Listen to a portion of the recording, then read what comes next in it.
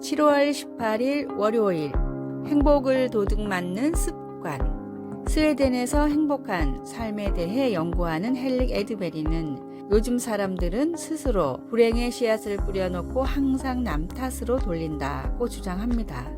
다음은 에드베리가 말하는 행복을 도둑맞는 7가지의 습관과 대처법입니다. 첫 번째, 험담을 하는 사람. 나쁜 뉴스만을 전하는 매체는 멀리하라. 두 번째, 일이 많아 힘들 때는 초조해하지 말고 할 수 있는 일을 시작하라. 세 번째, 불쾌한 감정을 바로 표현하지 말고 마음에 담아두었다가 적당한 이유와 함께 버리는 연습을 하라. 네 번째, 남과 비교하지 말고 내가 이룬 것들을 되돌아보며 자신감을 찾으라. 다섯 번째, 열정이라는 핑계로 자신을 들볶지 말고 충분히 쉴 수 있는 여유를 삶에 넣으라. 여섯 번째, 똑같은 패턴의 삶에 안주하지 말고 작은 시도라도 하며 꾸준히 새로움을 경험하라. 일곱 번째, 별것도 아닌 일을 크게 부풀려 걱정하지 말고 걱정의 늪에서 빠져나올 수 있는 명언이나 문구를 적어 놓으라.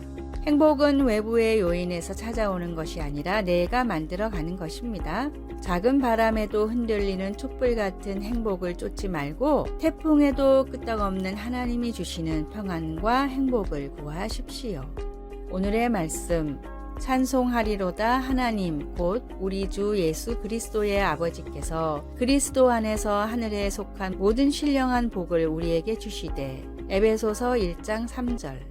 오늘의 찬송 410장 내 맘에 한 노래 있어. 오늘의 만나, 예수님과 함께 모든 것을 주신 하나님의 축복을 놓치지 않게 하소서. 일상에 충만한 하나님의 축복을 누리며 진정한 행복을 깨달읍시다.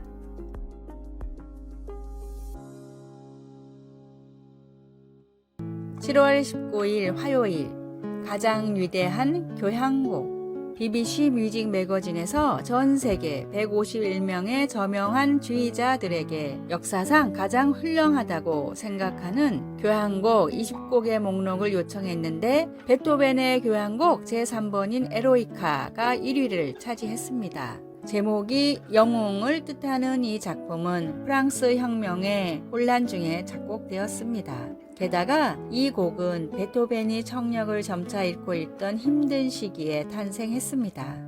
이 음악은 시련을 맞게 될 때 인간이라는 것, 그리고 살아있다는 것이 무엇을 의미하는지를 극한 감정의 음조로 보여줍니다. 베토벤의 교향곡 제3번은 행복과 슬픔, 그리고 궁극적인 승리라는 거친 음조의 변화를 담아내며 인간 영혼에 대한 시대를 초월한 헌사로 받아들여지고 있습니다. 바울 사도가 고린도 교회에 보낸 첫 번째 서신 또한 비슷한 이유로 주목할 만합니다. 뽀는 아니지만 영감으로 쓰인 글을 통해 축복 속에서 일어서고 영원히 부서지는 갈등으로 슬픔에 빠지고 은사를 받은 이들이 하나가 되어 서로를 위해 하나님의 영광을 위해 함께 일하면서 다시 일어섭니다. 둘의 차이점이라면 바울 서신에서는 인간 영혼의 승리를 성령 하나님께로 바치고 있다는 것입니다. 바울은 우리에게 이루 말할 수 없는 그리스도의 사랑을 다 같이 경험할 것을 강력히 권하면서 하나님 아버지께서 우리를 함께 부르시고 성자 예수님이 인도하시고 성령께서 감동케 하신다는 것을 우리로 깨닫도록 도와줍니다. 말씀, 우리가 유대인이나 헬라인이나 종이나 자유인이나 다 한 성령으로 세례를 받아 한 몸이 되었고 또 다 한 성령을 마시게 하였느니라. 고린도전서 12장 13절.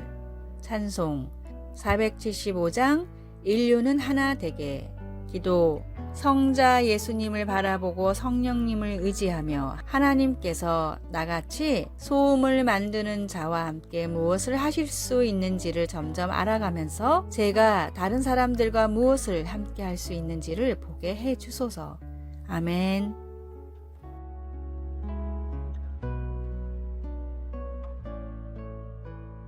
(7월 20일) 수요일, 무릎을 꿇읍시다.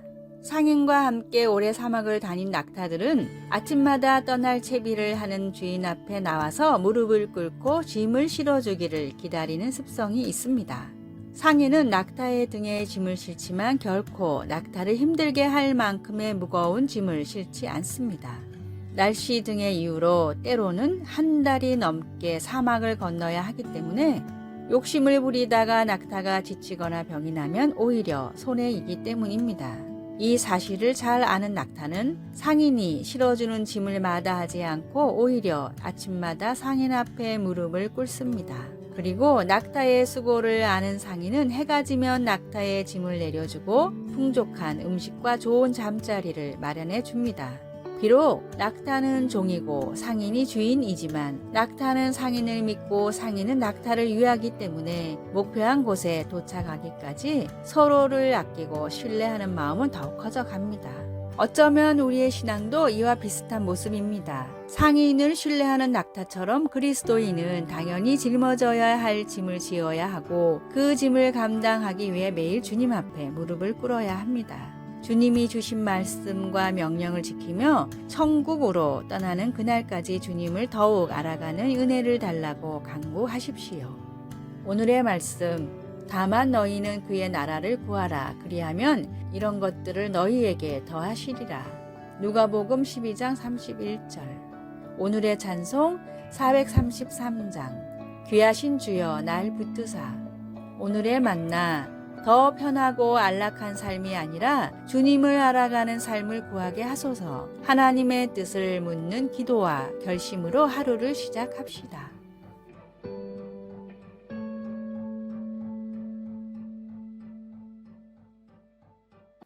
(7월 21일) 목요일, 우리를 안고 가시는 하나님. 2019년 바하마 역사상 최악의 자연재해였던 극심한 비바람과 홍수를 동반한 허리케인 도리안이 바하마의 여러 섬들을 덮쳤습니다. 브렌트는 뇌성마비를 앓고 있는 장성한 아들과 함께 집에 대피하고 있다가 그들도 집을 떠나 피해야 한다는 것을 알게 되었습니다. 브렌트는 앞을 볼 수 없었지만 그래도 아들의 생명을 지켜야 했습니다. 그는 부드럽게 아들을 어깨 위에 태우고 안전한 곳으로 옮기기 위해 턱까지 차오른 깊은 물속으로 들어갔습니다.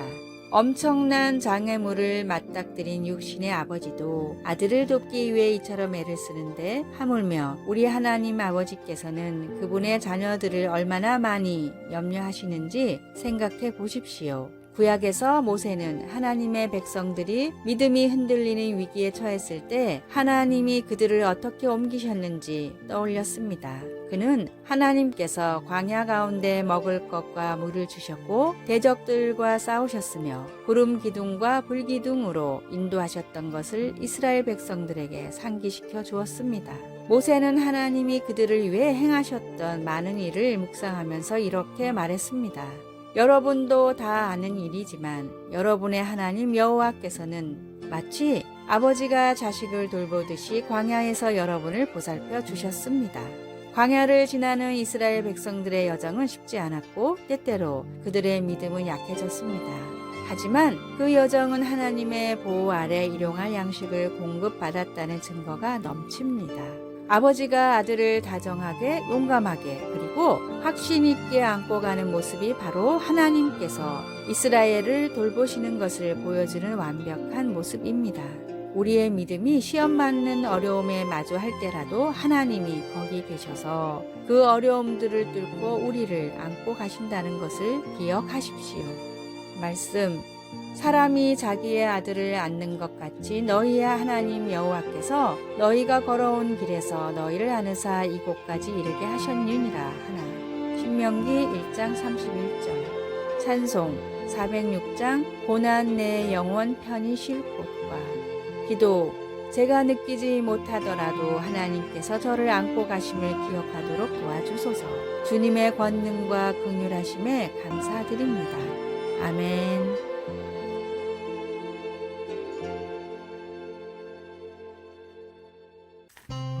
7월 22일 금요일, 저의 마음은 그 어떤 벌을 받은 것보다 무거웠습니다.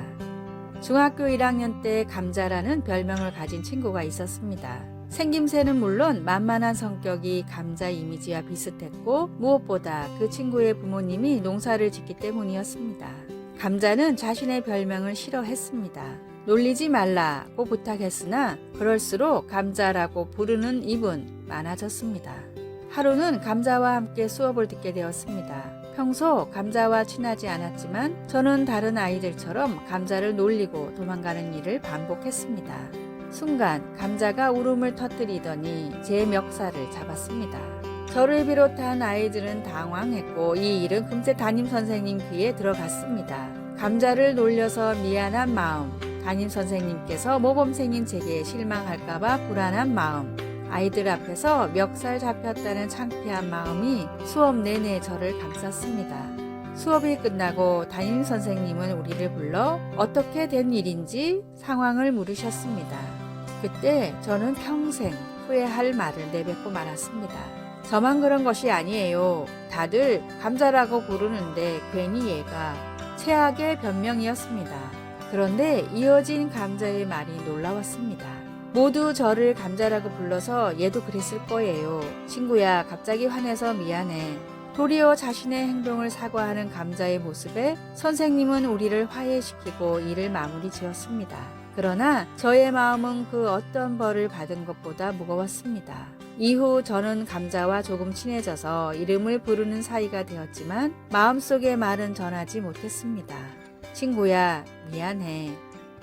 여호와께서는 높이 계셔도 낮은 자를 굽어 살피시며 멀리서도 교만한 자를 아심이니이다.